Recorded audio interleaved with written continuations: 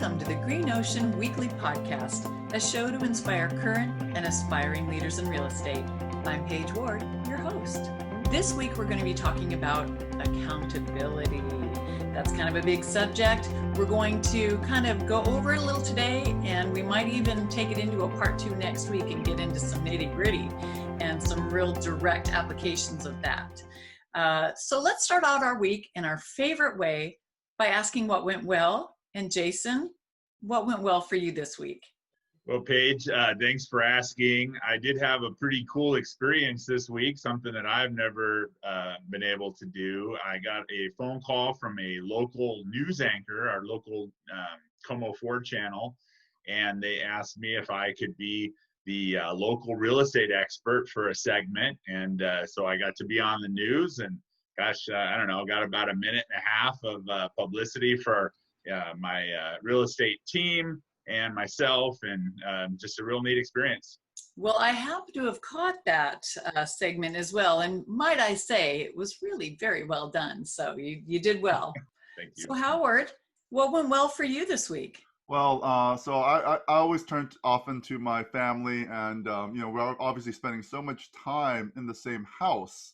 And it's kind of interesting that a lot of times, even though we're in the same house, we don't necessarily have moments, right? Moments of connection. And even like a meal together, or just spending time all at the same time, because I've got the 3 boys, they're all teenagers. Actually, my 19-year-old is now 20. So I got 20, 17, and 15. And so I'm like, hey guys, let's go play golf. And they're like, yeah, okay. I finally got them, out of the house. And then all of a sudden, so my youngest and middle, they are obviously very competitive with one another, right? And all of a sudden, it drives you to become better. And so it was just this great little moment where I could almost be the coach and guide in that competitive spirit, where they're encouraging each other, and yet they're still remaining to be competitive, right? And it kind of fuels and drives. And obviously, I think there's a lot of great thoughts, and competition alone, I think, could be a great topic for all of us to think through, because there's a lot of healthy competition. What does healthy competition look like? And so it was just this great moment, again, with kids out and about, playing some golf, but having this, nurturing this fun competitive spirit. So that was kind of something that went well this week for me. And Paige, I'm going to turn it right back to you. You always have some great inspirational ones, but what went well for you? One of the things that I love about real estate is not even as much the business part as much as the personal part. And this was one of those weeks where 6 months ago, I sent a letter out to an area and just saying, hey, this is who I am. I have some buyers, blah, blah, blah. And a gal held on to that for 6 months. And I got a random phone call. And she said, I just want you to know that I knew when I was ready to sell my house, I was going to call you. And I'd never met her before. And we got to talking, and she's a more senior client getting ready to kind of downsize. And so it's a very emotional thing, moving out of a house you've lived in for a lot of years. But throughout the process this past week, I've been able to meet more of her family, her adult children, and kind of go through this process with them a little bit. And it's such a wonderful thing. And it's a reminder that you're not just buying or selling homes, but people are letting you into their lives, and they're sharing their lives with you. And many times really personal details and things. And I'm grateful for that. I'm grateful that she felt very comfortable in trusting me, and that her family feels the same. And it's really a journey that we're taking together, and it's an honor to be a part of that. And so it's the gratitude I feel in meeting people that I wouldn't have met otherwise, and getting to experience a little bit of their lives with them. So to me, that's a pretty cool thing. And that went very well.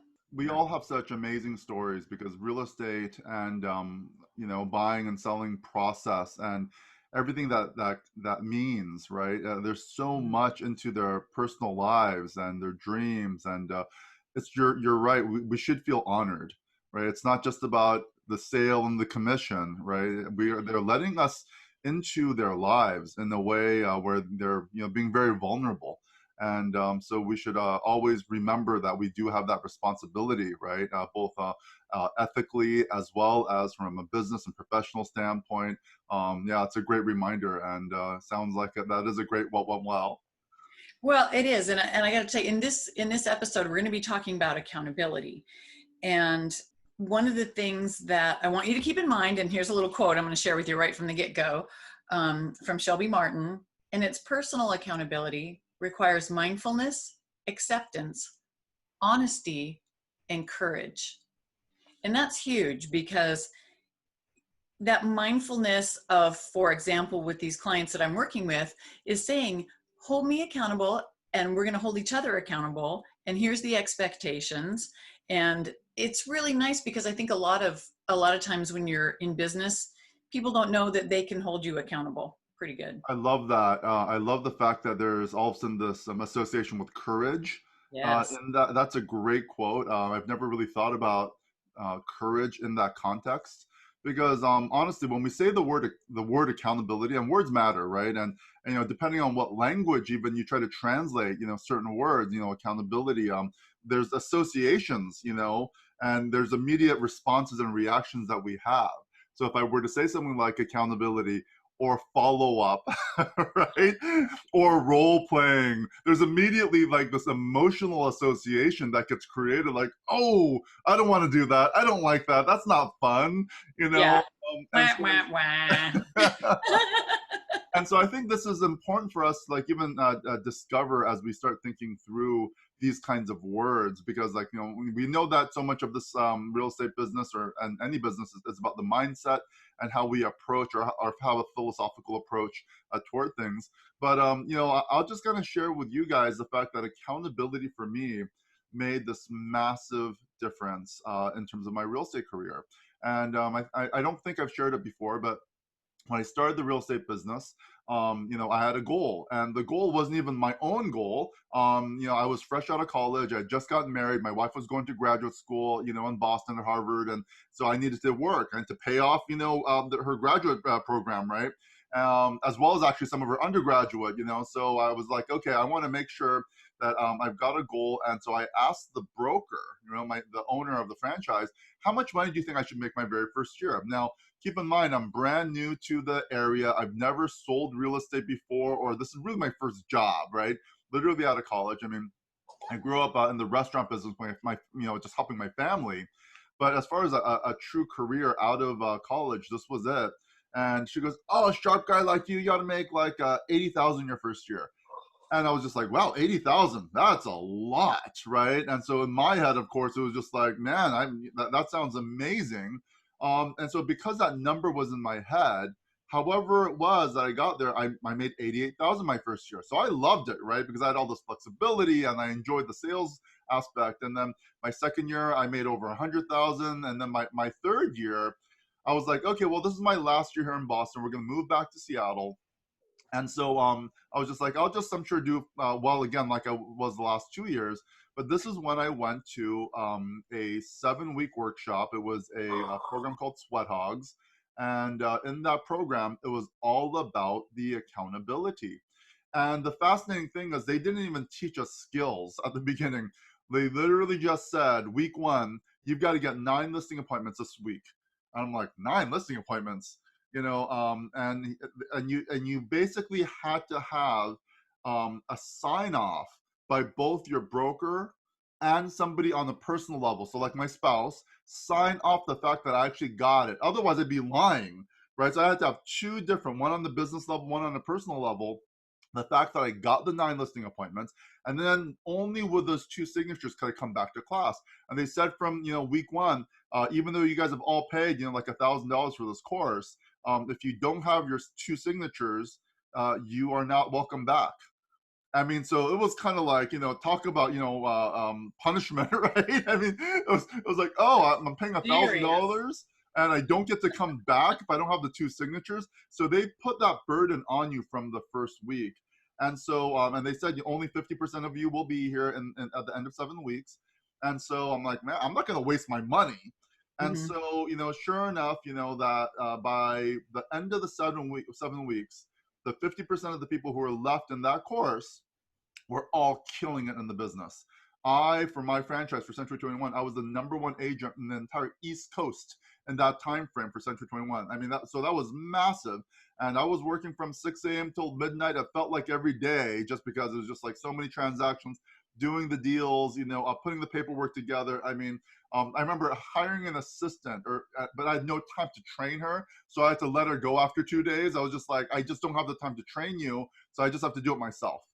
And but it all started out with this accountability of the simple piece of paper that said you have to get 9 listing appointments.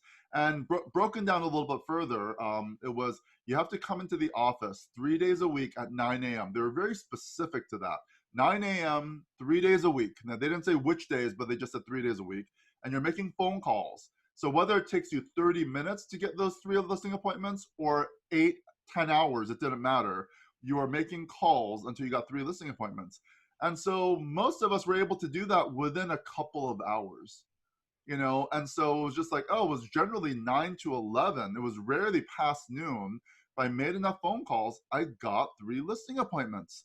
And then over that 7-week course, you got better and better because they start to give you specific sales skills and things to say and how to say them.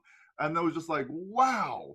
Why didn't you teach us that from week 1? And I was just like, no, you got to live through all of the pain, right? As well as the emotions of being able to kind of do this. And so then, I just recognized anytime I ever want to get a listing appointment, I know exactly what to say, how to say it, and we're in a different world today because this is back in 1998, right? And so cold calling today and cold calling lists and, kind of that whole space. And, honestly, I think today it's still very easy to get a listing appointment, but we just have to redefine what a listing appointment exactly looks like, how we think about our spheres of influence, hyperlocal communities, all these other things. But that was my accountability experience in the real estate business. It was just the fact that I had to go in 3 days a week, make calls until I got 3 listing appointments, until I got 9 listing appointments per week. And the point of that was, even if you're terrible at conversion, you're going to get at least 1 listing out of the 9 listing appointments, right? And you're going to be great, right? And you're always going to get additional sales as a result. So, I think back to that time, and even the first probably 2 weeks, 3 weeks, emotionally, it was turmoil. But then after that, I was over it. And so for me, accountability when it comes to the real estate business or something like listing appointments, it actually has a very positive association now. But whenever I, of course, share the story or talk to real estate agents, they're inspired for the moment, but that doesn't necessarily mean they're going to commit to 7 weeks of pain, right? Of doing this kind of activity. And most of us probably don't do that level of accountability. People who are still coached by maybe the Mike Ferries and some of the other kind of true accountability, groups, that's still there. But most of us want to get business by sphere of influence and referrals. But even there needs to be some accountability. So all that being said, I know that was a mouthful, but what is your guys' experience, whether it's a business element or just life or, anything? What do you guys, what are your stories? Well, Howard, yeah, that is a mouthful, and that is an intense story, and I've heard that one on multiple occasions, and each time I hear it, it kind of puts me in fear because I just don't know if I could do that today. And you're right though, that cold calling and such isn't maybe the technique that we're going to use today. So accountability to me, and of course I have to wear 2 hats now, which is something that I'm just starting to get used to as owning my brokerage. On the one hat, I have to be accountable to our team sales, and on the other hat, I have to be accountable to trying to get more agents to join our office. And they're 2 different worlds, similar, but when I think of accountability, it's more on the marketing side, and it's more on how do we create content that will attract people so that we can get those listing appointments.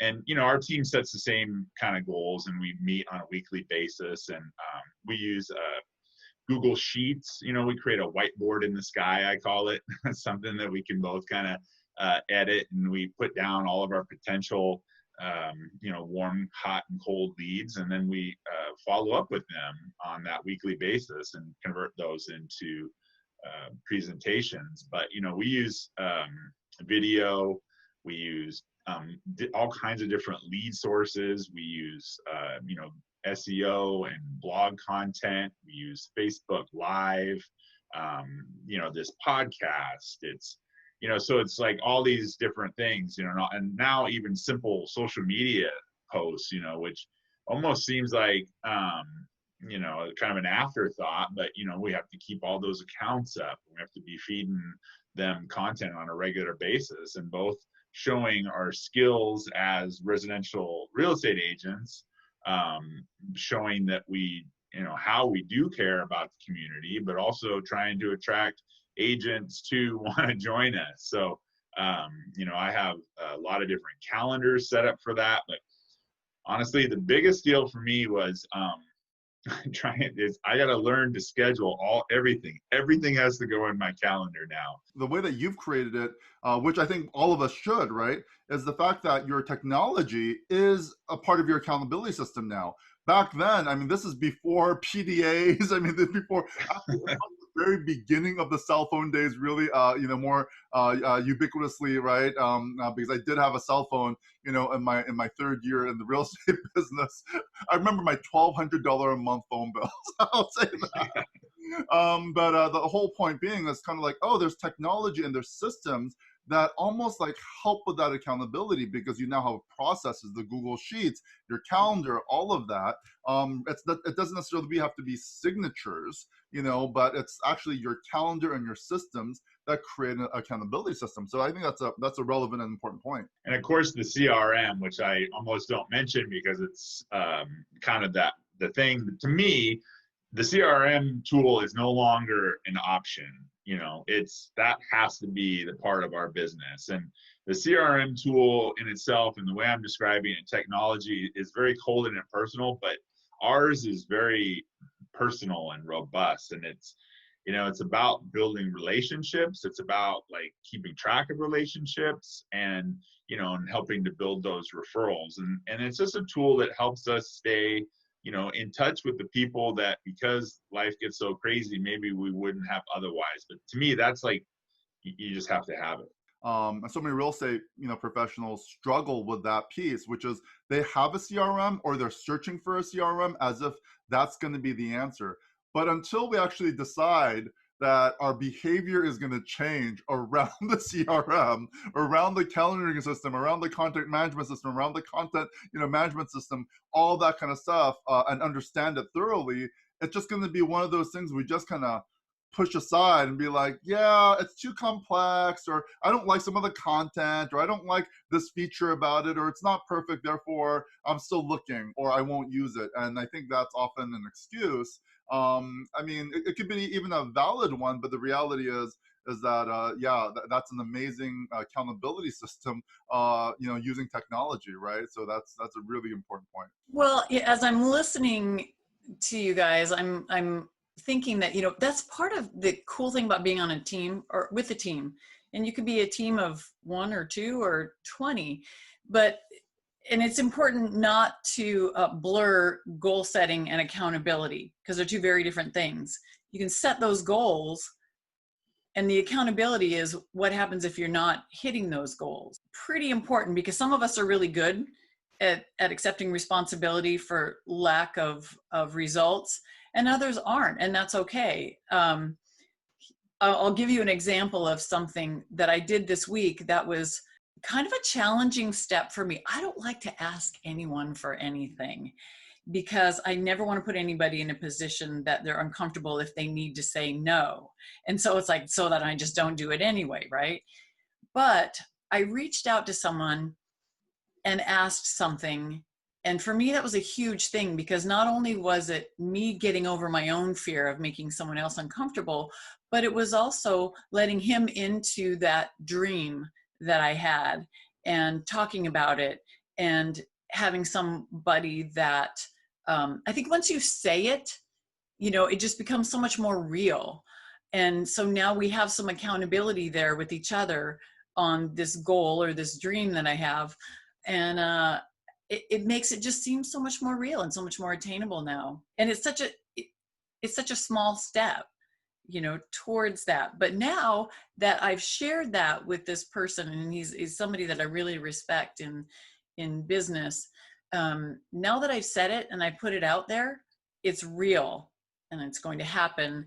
And I have somebody I can bounce some ideas and some things off of. And I don't know, it's exciting to me. So I think accountability is finding someone that you can trust, you respect their judgment, their opinions. Accountability for me is not that shaking your finger and shaming somebody or saying, well, why didn't you? It's like, keeping the end goal in mind, and what can we do to work with it. And really it's kind of a coaching in itself. I think it starts there. I think it starts, I mean, we talked about earlier, we talked about courage. And, Yeah. when we start thinking about a system for accountability, we have to have some courage, right? And so, I've often taught, I mean, it's part of the learning that I had, but it's 4 tiers of accountability, right? And the first level is yourself. There's a self accountability.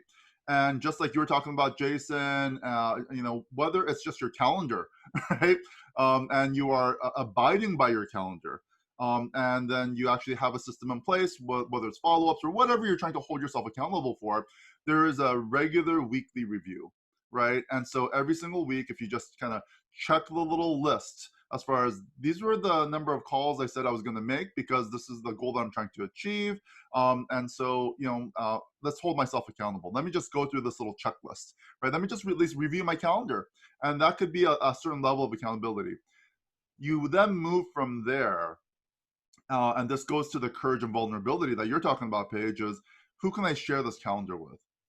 Right. And oftentimes if you are married or your family, and obviously your income is an important piece, you then say, listen, is it okay if I start sharing with you? And again, talk about courage and vulnerability, what I did this week in the real estate business, right? Because these activities would lead to either transactions or lead to nothing. And here's what I did this past week, right? And so if I gotta go to my wife and say, listen, honey, I said I was going to make these calls to try to get these listing appointments or buyer appointments or, what have you, but I didn't do any of those things, then, that could be a good thing and a bad thing, right? On one hand, the spouse might be like, oh my God, we're going to, get kicked out of the house and, what have you. The flip side is it could be encouraging, but just like putting somebody at home, somebody who's going to be encouraging, ask you some questions, being open enough to have somebody at home, right? Be an accountability partner. I am recently married, and my wife is also very strict with her calendar. And so, when we talked about merging our calendars together, that was a very scary moment for me. And I had to think about that, and I had some reservations. Ultimately, we have done it and it's worked out really great, but you're right. And Paige, I just wanted to congratulate you for putting it out there. As our friend Ron Midbed would say, once we put it in that subconscious and let it go to work, it'll manifest itself and somehow it'll become a reality. So it is pretty cool. And I have to tell you, as scary as that is, taking steps like that, once you get it out, it's like, this is great, because you just feel like you've taken a step closer to getting to where you want to be. So that's exciting. And that is part of that courage. You're right. Thinking back to my story where I had to have my spouse sign off, right, in terms of my activities, and then have my boss sign off, right, my broker. And oftentimes everybody has a different perspective of their managing broker. Some people have a really great relationship and they, happy to show them the activities and they're right there to be a coach for you. Others, that's just not the relationship, but we need to have somebody kind of at that broker level, somebody that we think of in high regard. Hey, would you hold me accountable? Can I share with you my activities and what's happening, what's not happening? And because there's value there, obviously somebody who we do respect and we can have some good conversation with, but it needs to be on a regular basis. I mean, if we just do it once in the blue moon or once a quarter, it's just really not going to be as effective as we need it to be. And Jason, you said it immediately at the beginning. What you do it with your team, and these are your fellow peers, and there's a certain level of safety among peers when you're holding one another accountable, because you're all in the same boat, right? You're all trying to accomplish some of the same things. And there's a real power to that. And yet, as independent contractors, so often we don't seek those out, or a lot of times historically, it was like, oh, who's around in the office? And we kind of like look around possibly, but nothing was ever formalized. So this is a great time for people to start thinking, I need some levels of accountability, self-accountability, home, a broker or manager, and then a peer. And as you start to create these different systems around you, wow, all of a sudden I like accountability. Accountability is helping me achieve my goals. It's not this threatening thing, but rather it is this journey that we're kind of doing together. I feel a greater sense of belonging, right, by all of us sharing. And we have to be also careful that the accountability meetings or the check-ins don't become therapy sessions and, kind of go off, on these odd tangents, right? Because, we all love to have meetings and commiserate sometimes, but, we got to make sure it's intentional, it's specific, it's not too long, and it gets us, just basically back on track, right? It's a little bit of the fine-tuning questions, what could we have said a little bit differently, and working together through that process. But, I think it's just important time, especially in COVID, and people's businesses are off. People's businesses are generally off because the overall number of transactions are off, because people are less inclined to sell potentially because, of the current circumstances with economy and jobs and everything else. And the mortgage markets are becoming a little bit more difficult in terms of the financing. So, some people are doing great. Some people are off. And if you're off, this is a great time to kind of reset, and accountability and follow through, I think, is a really important topic. Thank you, Howard. That was a lot of really good information. Gives us a lot to think about. And I'm really looking forward to our next episode too, when we can talk with him and really kind of get into some more of the details. But until then, Jason, I know every week you have an amazing tech tip that you like to share with us. So I'm dying to hear what you have to share this week.